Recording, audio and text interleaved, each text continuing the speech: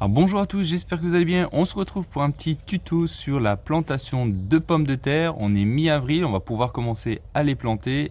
Les gros gelées sont passés et d'ailleurs on a vu vraiment un cas d'école, c'est-à-dire que début avril on a eu encore des fortes gelées. On a eu entre moins 3 et moins 6 degrés.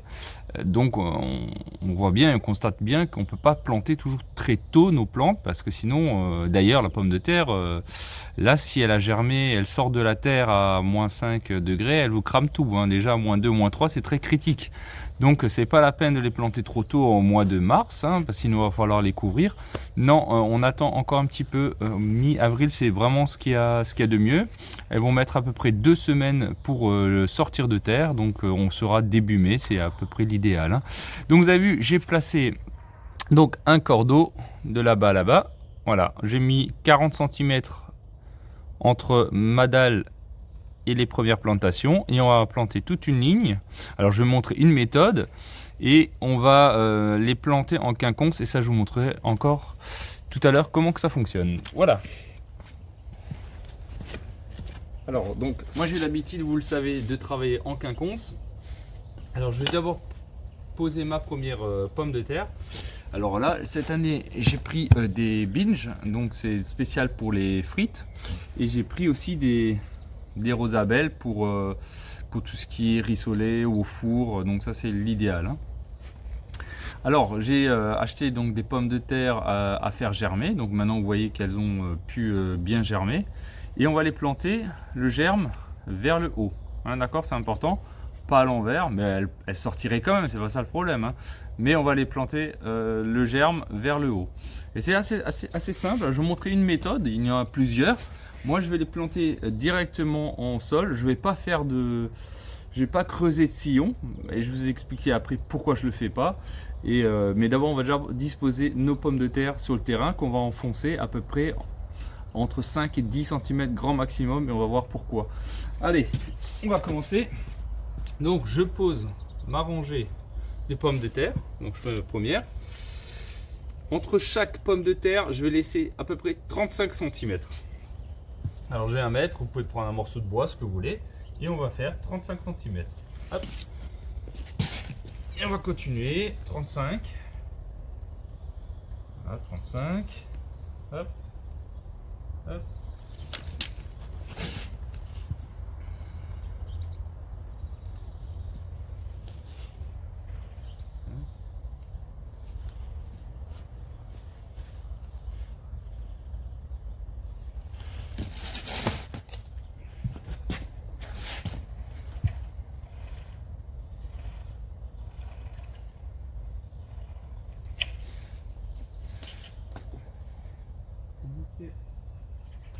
Voilà. Donc voilà. Entre chaque bulbe, donc j'ai posé les bulbes à 35 cm, enfin les tubercules, pardon, pas les bulbes, les tubercules, en 35 cm, et en chaque rang, je vais laisser 40 cm. Alors en moyenne, c'est préconisé à 60 cm, 60-70 cm, mais je trouve que ça fait un peu énorme. 40 cm, ça suffit largement. Honnêtement, moi j'ai des pommes de terre, en veux-tu, en voilà, donc 40 cm, ça suffit largement. Donc pour moi, en tout cas, c'est 40 cm. Chacun après fait ce qu'il veut. Et donc maintenant, on va faire la quinconce. Je vais poser ma première pomme de terre, la deuxième, donc la quinconce des deux. Donc à 40 cm. Donc je prends mon mètre, je pose à 40 cm. Et vous voyez, c'est la quinconce. C'est pour ça que je peux les planter plus serrés, parce que moi je joue en quinconce, je joue jamais en ligne, parce que si vous les mettez en ligne, effectivement là il vaut mieux les mettre à 60-70 cm, parce qu'ils sont vraiment, sinon elles sont trop rapprochées. Mais en quinconce vous pouvez gagner 10 cm. C'est pour ça moi je les plante souvent en quinconce, hein. Donc je prends la première à 40 et je vais pas poser un deuxième cordeau, vous allez voir pourquoi, parce que je vais aller plus vite et j'ai pas envie de m'embêter à chaque fois de mettre des cordeaux. Donc je vais faire la première à 40, l'autre à 40, et puis je vais tous les poser. Et je vais suivre visuellement, c'est ce qu'on fait dans le monde du jardinier paysagiste. Ben, on fait comme ça, on a l'œil et puis on arrive assez bien à le faire. Allez, je vais les poser. La première.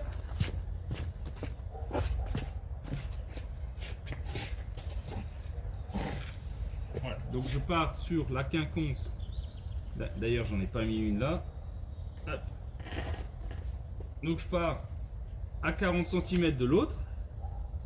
Voilà, j'ai la quinconce, je vois mon bulbe là-bas et puis je vais tout simplement aller le rejoindre visuellement.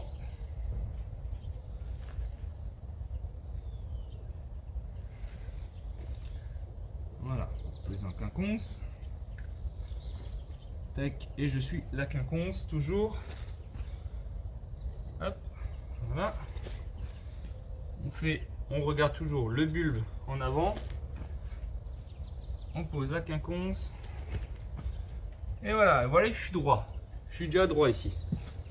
Là, je vais juste vérifier. Mais vous voyez, si je prends le premier à 40, donc à 40, le deuxième à 40, je fais visuellement, je suis la deuxième longueur. J'ai pas besoin de poser de cordeau. Donc c'est plutôt sympa. Juste voir si on voit tout. Bah oui, impeccable. Ok, parfait. Vous avez vu la quinconce à chaque fois des deux et à 40 cm. Hein. Voilà. Je vais laisser l'autre, je vais poser encore une troisième et après je vais vous montrer comment on les plante. Hein. Donc c'est pareil, je reprends mon mètre.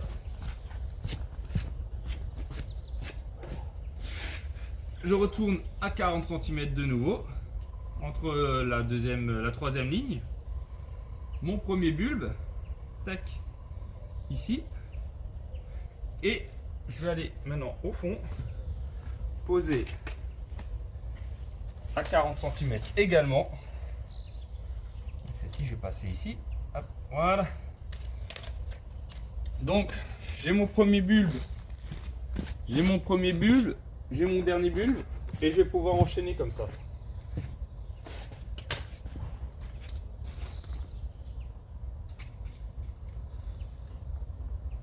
Voilà. La quinconce. Voilà, on essaie de suivre la ligne. C'est pas trop compliqué. Bon, il faut avoir un peu l'œil, mais moi, nous, on a l'habitude de travailler comme ça. Voilà. Ça comme ça.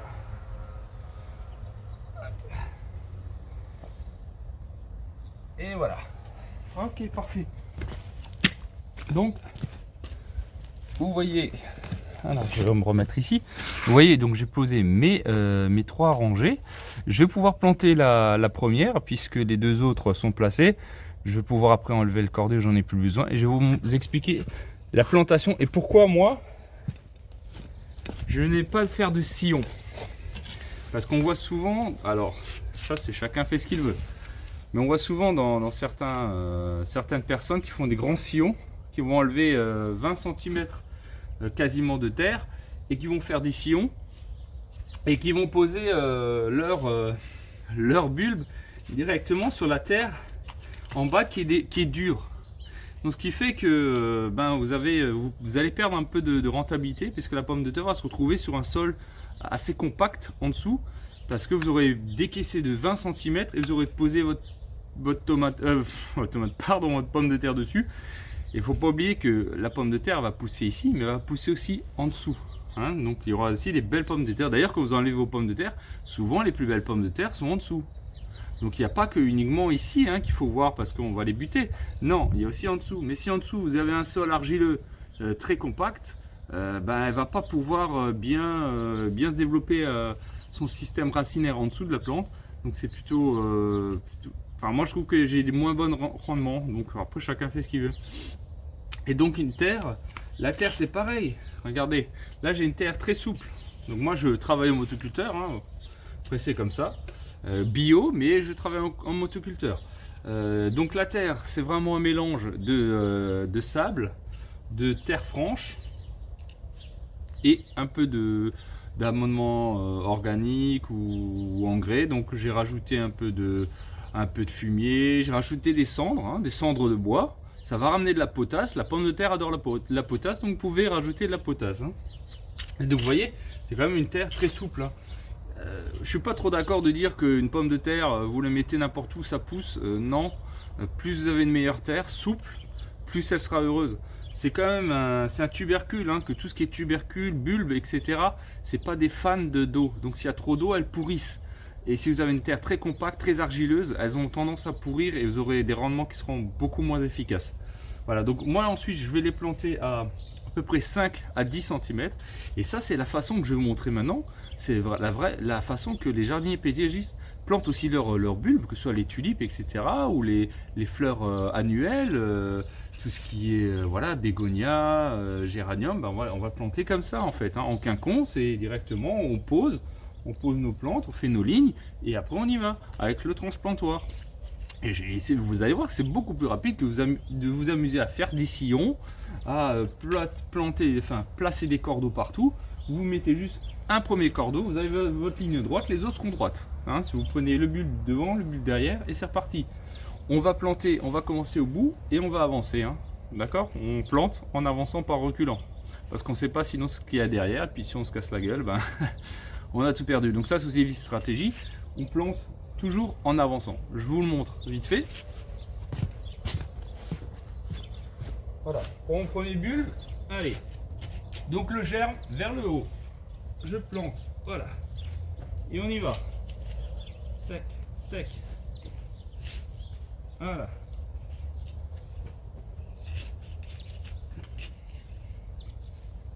Donc 5 cm, pas plus. Maximum 10. Parce que je veux garder justement la terre souple. Hein.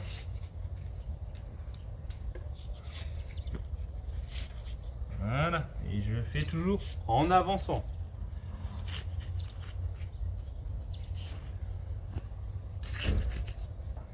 Voilà. Et voilà pour ma première rangée. Vous avez vu comme c'est très rapide de faire comme ça. Donc moi je vous conseille de planter comme ça, c'est beaucoup plus rapide. Et ce qu'on va faire, c'est qu'au bout de à peu près de un mois environ, on va les buter. On va les buter au moins 2 fois, voire 3 fois. Donc dès qu'elles vont commencer à pousser, on va commencer à les buter. Hein, donc dès qu'elles auront atteint à peu près 10 cm, on va les buter. Mais on verra sans ans, je vous ferai aussi une vidéo là-dessus sur le butage des pommes de terre. Hein. Donc vous les butez, dès qu'elles atteignent à peu près 10 cm, hop, on les enferme de nouveau légèrement. Enfin, vous laissez juste quelques feuilles apparaître, mais je ferai un tuto là-dessus. Et on va faire ça au moins 2-3 fois. Parce que si vous ne le faites pas, votre pomme de terre va devenir haute comme ça. Et le problème avec le poids des branches, elles vont tomber, elles vont casser. Ça, c'est la première chose. Donc vous allez abîmer vos pieds de pommes de terre. La deuxième, c'est que vos pommes de terre, plutôt celle-ci, elles vont se retrouver au contact de la lumière et elles vont commencer à verdir et à produire la solanine. Qui est quand même qui est toxique pour l'être humain. Donc si vous en mangez trop, vous pouvez avoir des problèmes de santé, hein, des diarrhées, des vomissements, etc. Donc on ne mange pas des pommes de terre qui sont vertes. Hein. Donc c'est pour ça qu'on les bute aussi, pour éviter que la lumière aille sur le pied de pommes de terre. Si vous avez des anciennes pommes de terre comme ici, ça c'est des anciennes, c'est des chéries que j'avais, ben, elles ont germé dans ma cave, ben, je les récupère et je peux de nouveau les replanter en pleine terre et elles vont de nouveau devenir des pieds de pommes de terre. Hein. Voilà, c'est pas très compliqué la pomme de terre. Alors, au niveau des nutriments, par contre, il faut leur donner à bouffer. Hein. Ça, c'est important. Donc, il faut quand même leur donner de l'engrais. Hein. Alors, l'engrais, c'est pas un mot négatif. Hein. C'est un engrais, c'est quelque chose qui apporte de la nourriture. Hein. Ça veut pas dire engrais égale produit phytosanitaire chimique. Non, l'engrais, ça veut dire apport de nutriments. Moi, je prends des engrais bio, bien sûr. Donc il faut leur donner quand même à manger, hein, donc un bon sol dès le départ, puis réamender par après de nouveau de l'engrais, au moins 2 ou 3 fois dans la saison, pour avoir une belle quantité de pommes de terre. Au niveau de l'arrosage, attention à l'arrosage. Alors, c'est pas non plus des cactus, parce que les gens y croient, on plante et on n'a pas besoin d'arroser. La pomme de terre a quand même besoin d'être arrosée, donc pensez quand même à les arroser une fois, maximum 2 fois par semaine si vraiment c'est très très chaud et c'est très sec, mais sinon une fois par semaine.